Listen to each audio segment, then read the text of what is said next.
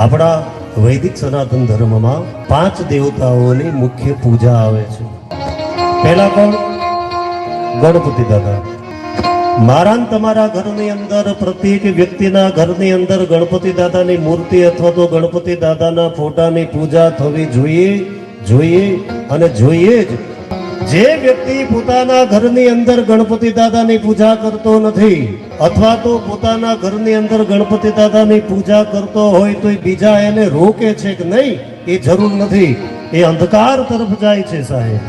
ક્યાં જાય છે? એ અધર્મની વાત છે. એટલે પેલા કોણ? ગણપતિ દાદા. પ્રથમ પહેલા સમરીએ સ્વામી તમને સુંઢાળા. પછી બીજા આપણા કુળદેવ, हमारी कुलदेवी. ત્રીજા સૂર્યનારાયણ. સૂર્યનારાયણને બ્રહ્માનું પદ આપવામાં આવ્યું છે. વિષ્ણુ ભગવાન ચોથા અને પાંચમા ભગવાન શિવ. આ પંચાયત દેવતાની પૂજા મારા ને તમારા ઘરની અંદર રોજ થવી જોઈએ. જો કે આ બધી મૂર્તિ મૂકવાની કે ફોટા મૂકવાની અને એમની પૂજા કરવાની શરૂઆત અત્યારથી જ કરી દેજો.